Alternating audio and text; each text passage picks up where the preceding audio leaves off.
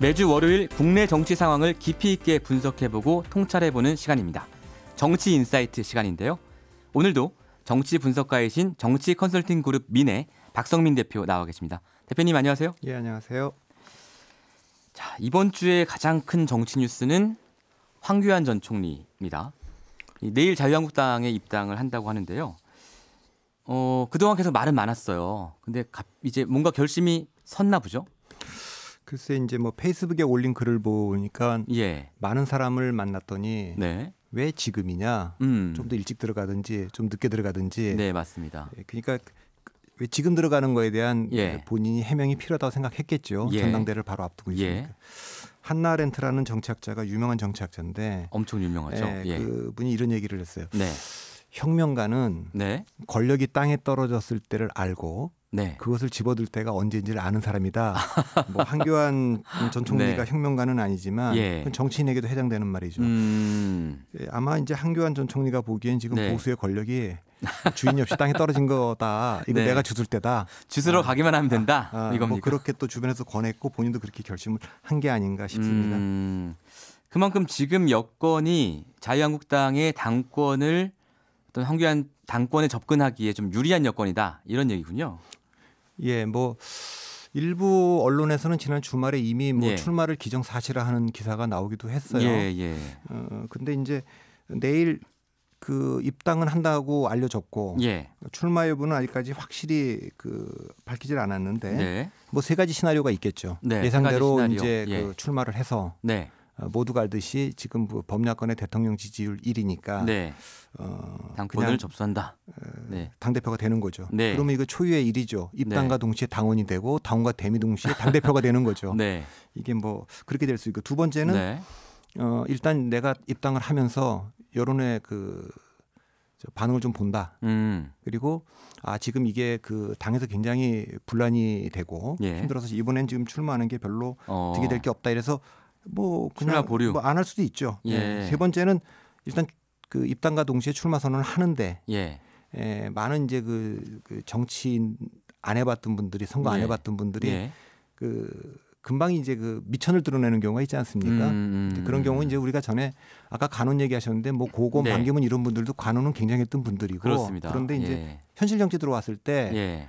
선거라고 하는 게 대중들 앞에 완전 노출되고 예상 못한 질문을 받고 네. 답을 하는데 네. 그런 과정에서 또 실수할 수가 있으면 이게 이제 지지율이 떨어질 수도 있고 그럴 수도 있기 때문에 세 가지 시나리오가 다 있다고 봅니다. 저는 개인적으로 말씀하신 세 가지 시나리오. 그러니까 1번은 출마를 해서 당대표가 되는 거고요. 2번은 출마를 안 하는 거. 3번은 미천이 드러나서 유야무야 되는 거. 이렇게 말씀해 주셨는데 저는 개인적으로 1번 아니면 3번이 아닐까. 그러니까 출마를 안 하실 것 같지는 않고요. 이런 분들이 보통 그러니까 정치 바깥에 있던 분들이 정치에 들어왔을 때 가장 피하고 싶어 하는 게 선거잖아요. 선거라는 건 을이 되는 과정이기 때문에 그 과정을 가장 짧게 하고 싶어 하시더라고요. 보니까. 그래서 저는 입당하자마자 출마하실 것 같은데 과연 견뎌낼 수 있을지 그건 제가 잘 모르는 부분이고. 그럼 지켜보죠. 뭐. 제 예상할 땐 그렇습니다. 자, 지금 뭐 청취자분들이 많은 문자 보내주고 계신데요. 6990번님.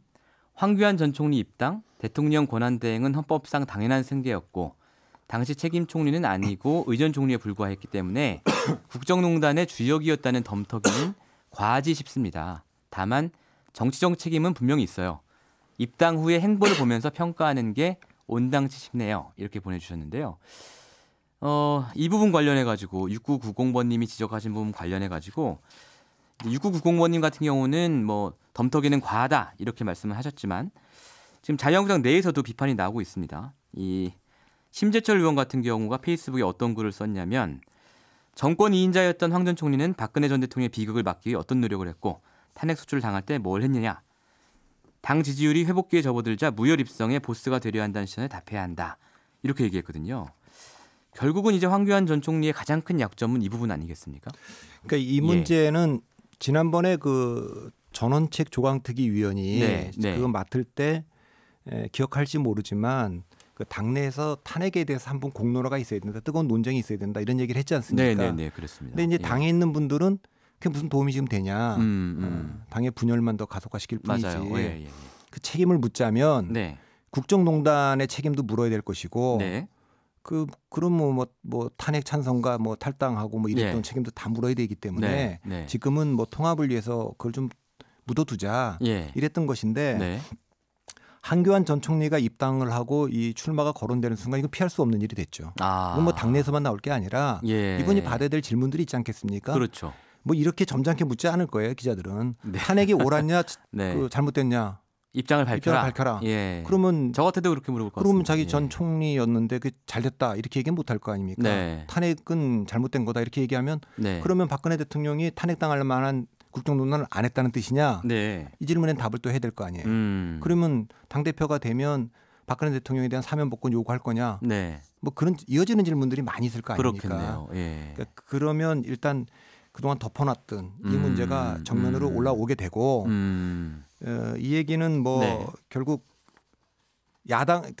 여당으로부터도 지금은 이제 그 문재인 대통령이 집권 3년차 들어가니까 그동안의 야당이 굉장히 지난 지방선거 때 참패를 당하고 내년 총선은 적어도 반격의 기회로 삼아야 되기 때문에 문재인 대통령과 그다음에 뭐 그 민주당에 대한 심판의 선거가 돼야 되는데 이 자칫하면 야당에 대한 심판의 선거로 그냥 계속 갈 가능성이 있어요. 한교안 총리가 나오면 이거 왜냐하면 탄핵이 뭐 잘못된 것이기 때문에 우리 인정할 수 없다. 이렇게 되니까 야당이 그 정권을 찾아오기 위해 대해서 여당에 대해서 뭐 심판의 선거로 반격을 해야 되는 게 오히려 거꾸로 여당이 야당 심판론을 계속 제기할 수 있는 거기 때문에 지금은 이건 뭐 이분이 나오는 거에 대해서 가장 반기일 분들은 민주당이 아닐까 싶고요. 민주당이 가장 반길 당대표가 될 가능성도 있고 뭐 당내에서도 뭐 친박 일부는 뭐 반길 수가 있겠죠. 그러니까 이거 탄핵이 다시 그 테이블 위에 정면으로 올라오는 건 불가피해 보입니다. 이분이 나서는 순간. 그렇네요.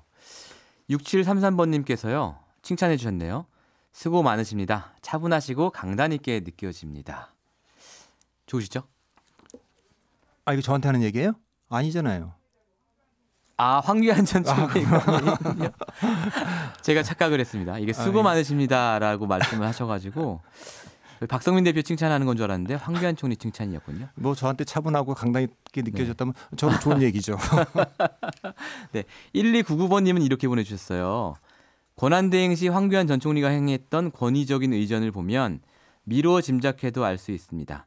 그는 결코 민주적인 사고방식을 소유하고 있는 사람이 아니며 전형적인 기회주의자입니다. 이렇게 아까 차분하고 강단 있다고 칭찬해 주신 분도 있고 이렇게 비판적인 분도 계시거든요.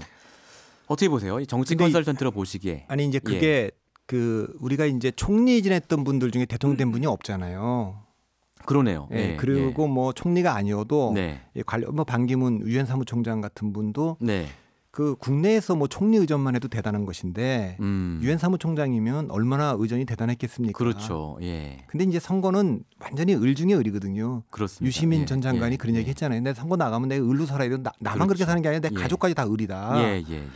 그런 건데 그게 잘 안 되는 거예요. 그 우리 총리 출신들 얼마나 많이 낙마를 했습니까? 뭐 우리가 다 알고 있는 건데 한마디로 너무 뻣뻣해서 어렵다 이런 말씀이세요? 그렇죠. 이분들은 이제 그 공안검사 출신의 법무부 장관과 총리가 대통령 권한대행까지 했어요. 실제 대통령 권한대행까지 했으니까 고건 전 총리와 가장 비슷한 그 행적을 가지신 분이에요.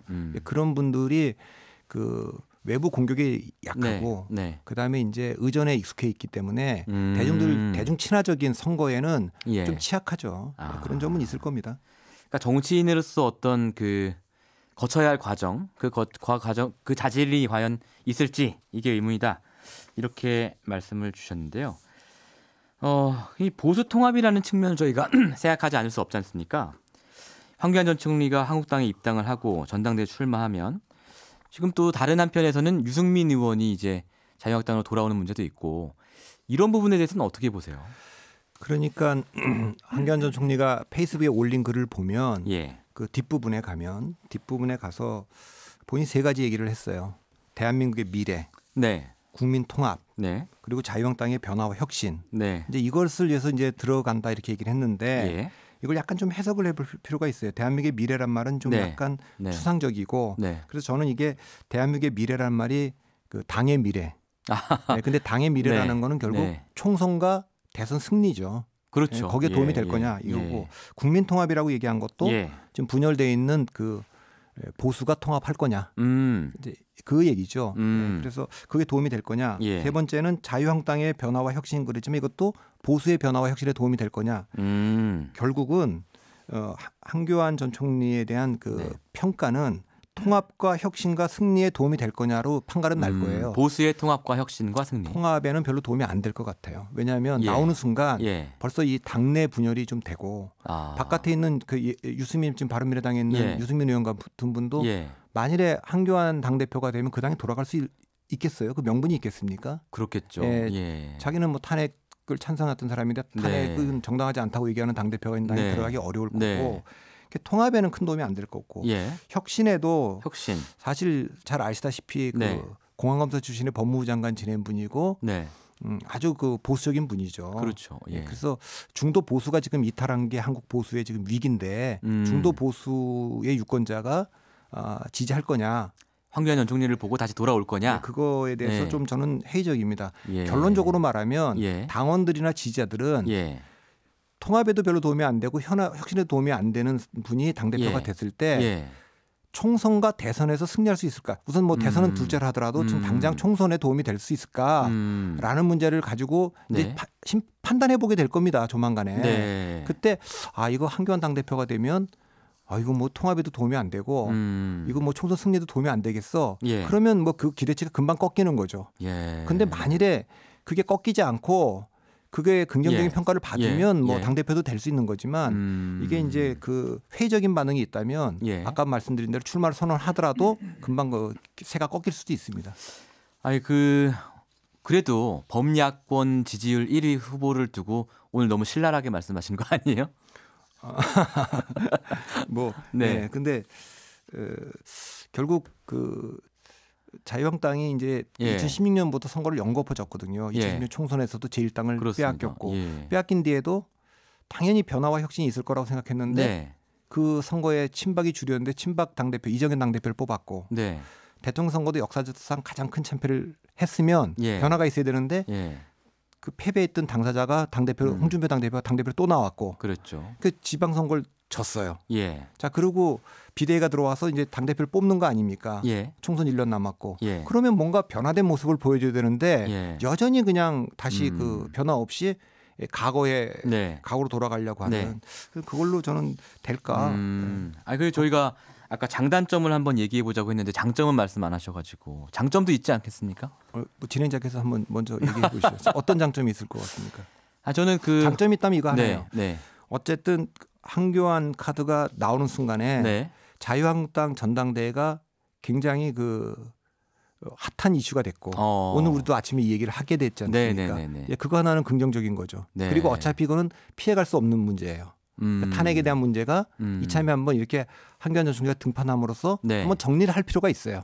이게 도움이 될까 안 될까? 그러니까 뭐 도움이 되는 분들도 뭐 이 얘기를 하고 싶은 얘기가 많으니까 이분한테 출마를 권유할 거 아닙니까? 그런 문제가 본격화되는 거예요. 이게 눌러둘 수 없는 문제니까. 그 두 가지는 뭐 장점일 수 있겠습니다. 결국은 이제 어떻게 본인이 돌파하느냐에 달려 있다는 얘기인데 전당대회 말씀하셨으니까 전당대회 예측도 한번 해보죠. 저희가 지금 황교안 전 총리가 전당대회 나간다는 걸 전제로 했을 때 이 황교안 전 총리의 경쟁자 누가 있을까요? 지금 나오는 인물은 뭐 오세훈, 김태호, 정우택, 심재철 이런 인물들이 거론되고 있습니다만. 이제 한교안 전 총리가 출마를 선언하기 전까지만 해도 계속 그 만들어지고 있는 구도는 사실 친박 비박도 아니고 탄핵 찬성 반대도 아니고 그런 건 다 덮어두기로 했기 때문에 그렇습니다. 주로 탈당 대 잔류의 싸움이었어요. 원내대표 선거도 원내대표도 그렇게 된 거죠. 그랬기 때문에 원래 그런 구도로 갈 거였고 탈당 후 복당파의 대표 주자는 뭐 지금 떠오르는 분이 오세훈 전 시장 같은 분이고 또 그거는 뭐 이제 김무성 전 대표는 출마 안 한다고 얘기했으니까 이제 그쪽은 이제 누군가 대표 주자를 한 분 낼 거예요. 그걸 딱 비박이라고 얘기하기는 어려울 것 같아요. 어쨌든 탈당 후 복당한 그 세력의 대표 주자 누군가 있을 거고. 그럼 이제 어쨌든 잔류했던 분들은 우리가 탄핵에 찬성하고 탈당했다가 돌아온 분들에게 당대표를 줄 수는 없는 거 아니냐. 네. 자유한국당의 자존심도 있고 하니까 그랬죠. 어쨌든 당, 힘들 때 당을 지켰던 사람들 중에 누가 당대표를 해야 되겠다. 그걸 선언한 분은 굉장히 많이 있어요. 뭐 거론되는 분들 김진태, 김문수, 정우택부터 쭉 있는데 그런 걸로 오세훈을 막을 수 있을까? 이런 게 좀 있었지 않겠습니까? 그래서 그런 중에 이제 한교안 총리 전 총리의 출마가 있었기 때문에 한교안이냐 아니냐의 싸움이 될 겁니다. 출마를 하게 되면 이제 뭔가 판이 바뀌는 거군요. 판이 완전히 바뀌는 거죠. 그래서 그 동안에는 사실 탈당파들이 굉장히 그 불리한 그림이었는데 한교안 전 총리가 총선 승리에 대한 그 비전을 분명하게 못 보여준다면 그 노선 메시지라든가 뭐 노선이라든가 이런 모습이 그러면 뭐 탈당파들에게도 기회가 있을 수 있다고 보고 아까 말씀하신 대로 결국 들어와서 출마를 하지 못한다거나 출마하고 나서도 조금 지지부진하다 지지율이 그러면 대안을 찾겠죠. 그 대안이 있으면 잔류파 중에 뭐 김태호 전 지사 같은 분이 그 다시 그 뭐 픽업돼서 나올 수도 있고 아직은 좀 봐야 되고 홍준표 전 대표도 좀 더 관망하면서 좀 보는 상태니까 일단은 이번 주까지는 뭐 한교안의 시간일 것 같고요. 그거 보면서 반응이 나올 것 같습니다. 홍준표 대 황교안 이런 빅매치가 성사될 수도 있다고 보세요? 글쎄 뭐 그럴 수도 있죠. 홍준표 대표도 명분이 없었는데 명분이 없었지 않습니까? 왜냐하면 대통령 후보 했다가 당대표 되고 지방선거 치고 비대위 들어서서 그것 때문에 비대위 들어섰는데 또 나온다는 게 명분이 없었는데 한교안의 출마는 명분이 생겼고 홍준표 대표보다도 그 주위에 있는 분들이 어쨌든 홍준표가 당대표가 돼야만이 자신들의 정치적 그 뭐 길이 열린다 이렇게 보는 분들이 있으니까 그것도 뭐 아마 상당히 압력을 받을 거예요. 한교안 전 총리가 압력을 받았듯이 받을 거라고 좀 봅니다. 알겠습니다.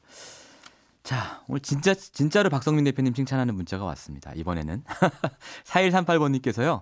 지금 듣기 시작했는데 패널분이 누구신지 모르겠으나 바른 시각에서 말씀해 주시니 이 방송 듣는 분들이 올바른 판단하기에 도움을 주시는 분이군요. 오늘 패널분 잘 모셨네요. 이거는 뭐 일부러 하나 고른 것 같아요. 억지로. 아닙니다. 뭐 작가분들이 올린 건 아니죠, 이거. 네, 오늘 말씀 잘 들었습니다. 감사합니다. 박성민 정치 컨설팅 그룹 민해 대표십니다. 평일 아침 7시 20분 시민보의 시선 집중.